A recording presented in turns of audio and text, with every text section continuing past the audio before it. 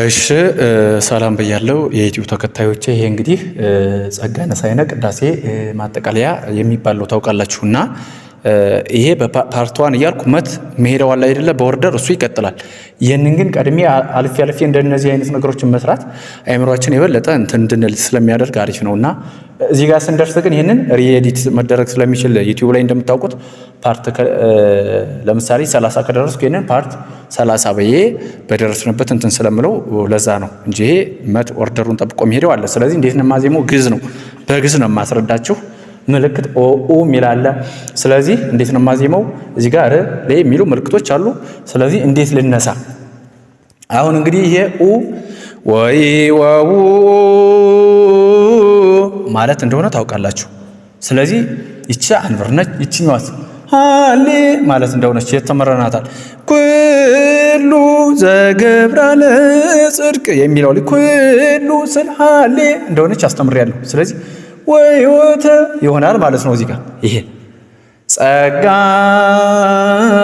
ነሳይነ ይኸው ጸጋ ወይወው ማለት ነው ምልክቱ። ነሳይነ ወዮተ ሃሌ ማለት ነው። ረከብነ አንትሙ ማለት ናት ማለት በኃይለ መስቀሉ ሁለት ይረከርካል። በኃይለ መስቀሉ ይች ለጊዜ ዝናም ማለት ናት። ይች ለጊዜ ዝናም ለኢየሱስ ክርስቶስ ትንሣኤሁ አጋደ ማለት ናት። ትንሣኤሁ አጋደ ኪያከ እግዚኦ ኪያከ ይች ክና ይመክና ማለት ናት። ይመክና ማለት ናት። ኪያከ እግዚኦ ሃሌ ነአኩት ከየትኛው ጋር ተመሳሳይ ሆነ? ናኩት የሚለው ረከብነ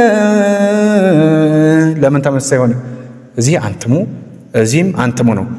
ነሲያ ይኸው ነ ደረት ነሲያነ ጸጋ በሃን በላ ማለት ነው። በሃን በላ ዘመንፈስ ቅዱስ ስን ይረግጣል አባቶች እንግዲህ ዲያቆናትም ዘመንፈስ ቅዱስ የሚባል ነገር የለም። ዘመንፈስ ቅዱስ ስን ረገጥ ወደ መጨረሻ ማለት ነው።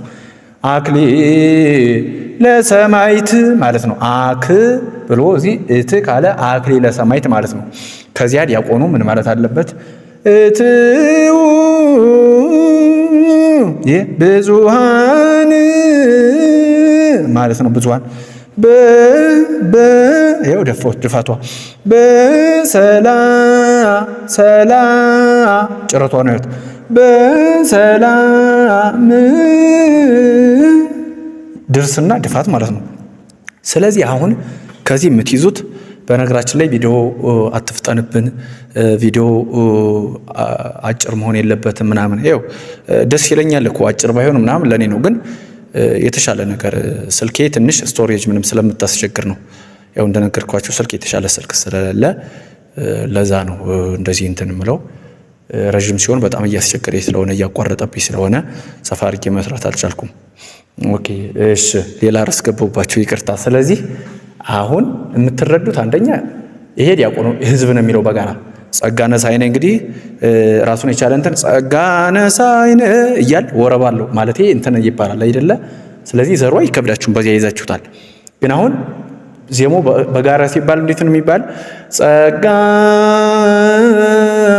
ሳይነ ወይወው ነው ብያለሁ። ጸጋነ ሳይነ ወዮተ ረከብነ በኃይለ መስቀሉ ለኢየሱስ ክርስቶስ ትንሣኤሁ አጋደ ኪያከ ይቺ መክናናት ብያችኋለሁ። እግዚኦ ሃሌ ተደገመች። ወዮተ እግዚኦ ናኩት ረከብን እንዳለው ነስር ደረት ነሲያነ ጸጋ በሃን በላ መንፈስ ቅዱስ ስንርገጧት ብያለሁ። አክሊለ ሰማዕት እትው ብዙሃን በሰላም በዚህ ልክ ነው። ስንደርስበት ይህንን ሬዲት አድርገውና ለምሳሌ 20 ጋር ከደረስ ይሄ 21 የሚሆን ከሆነ ይህንን እንግዲህ ክፍል 21 ብዬ እኔ ምንድነው ይሄ እንትን አላለው ማለት ነው። ይህንን ፖስት አሁን ባደርገውም ኤዲት ማድረግ ስለምችል ነው። እንደገና በዚህ ልክ ነው። እንግዲህ ቪዲዮውን ከወደዳችሁት ላይክ አድርጉት። ወስብሐት ለእግዚአብሔር።